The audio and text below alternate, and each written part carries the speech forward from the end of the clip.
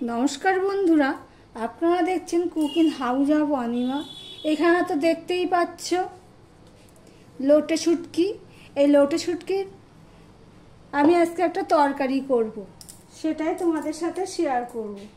লোটে শুটকিগুলো প্রথমে এই মাথাটা কেটে নেব, নিয়ে এই আঁশগুলো এইভাবে ছাড়িয়ে নেব, নিয়ে ভালো করে চেঁচে নেব এইভাবে, যেমন খোসা ছাড়ায় পটল সবজি সেইভাবে করে নেব। দিয়ে ভালো করে আমি ধুয়ে নেব, গোটাই ধুয়ে নেব, দিয়ে তারপরে এরকম টুকরো টুকরো করে কাটবো। কড়াই বসিয়ে দিয়েছি, কড়াইতে সর্ষের তেল দিয়ে দিয়েছি। আর এদিকে শুটকির তরকারি করার জন্য আমি আলু কেটে নিয়েছি, পেঁয়াজ, রসুন, টমেটো আর কাঁচা লঙ্কা কুচিয়ে নিয়েছি। তেলটা হয়ে গেছে, ধোঁয়া উঠছে, এবার আমি পেঁয়াজ ফোড়নে দিয়ে দিলাম।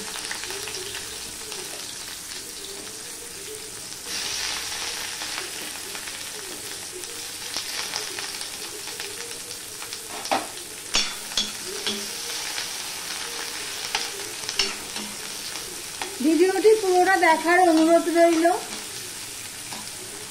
পেঁয়াজটা একটু হয়েছে, এবার আমি রসুন থেতো করা ছিল, রসুন দিয়ে দিলাম 6-7 কোয়া মতো।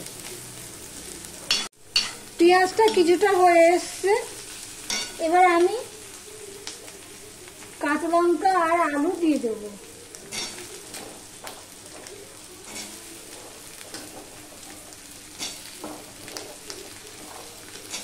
তোমরা কে কে শুটকি মাছ খাও কমেন্ট করে জানিও, আর কে কে শুটকি মাছ খেতে ভালোবাসো, আর আমার মতন কে কে এইভাবে শুটকি মাছ রান্না করো তাও কমেন্ট করে জানিও।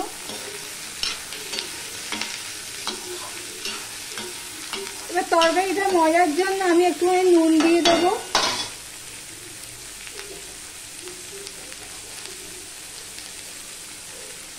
এই নুনটুকু দিয়ে দিলাম 1 চামচের মতো।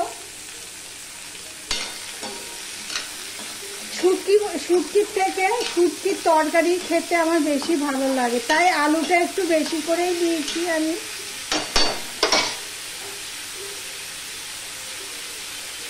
আর দিয়ে দিলাম এই 1 চামচের একটু কম হলুদ।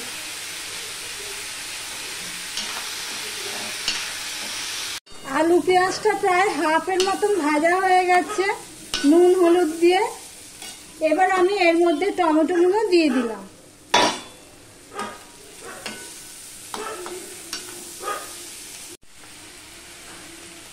আর একটুখানি হলুদ দিয়ে দিলাম, 1/2 চামচের মতো লঙ্কার গুঁড়ো দিলাম। তোমরা যদি এর থেকে বেশি ঝাল খাও তো বেশি ঝাল দিও, শুটকি মাছে একটু ঝাল হলে ভালোই লাগে। ধনের গুঁড়ো দিয়ে দিলাম 1 চামচের মতো, আর জিরের গুঁড়ো দিলাম 1/2 চামচের মতো।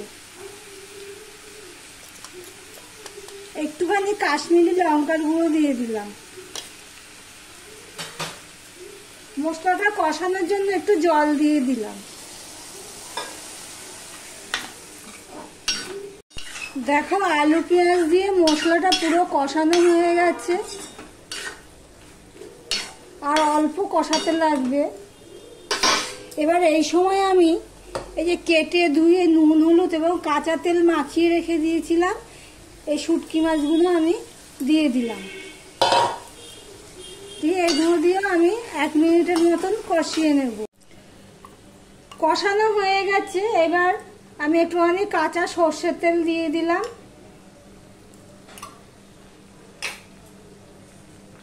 আর দিয়ে দিলাম মাপ মতন জল।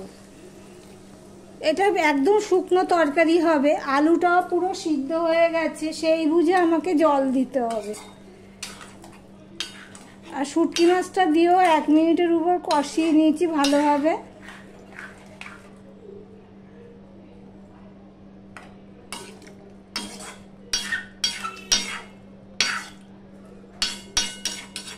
আর একটু জল দেবো।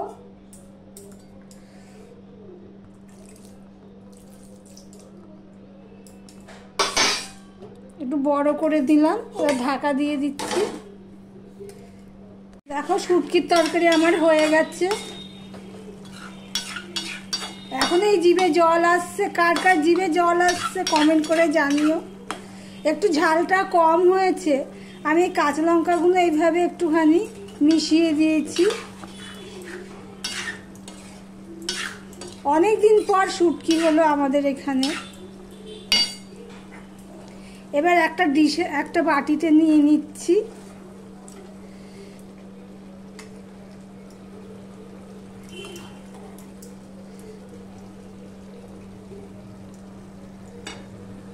এই দেখো শুটকির তরকারি রেডি। ভিডিওটি আজকের মতন এখানেই শেষ করলাম।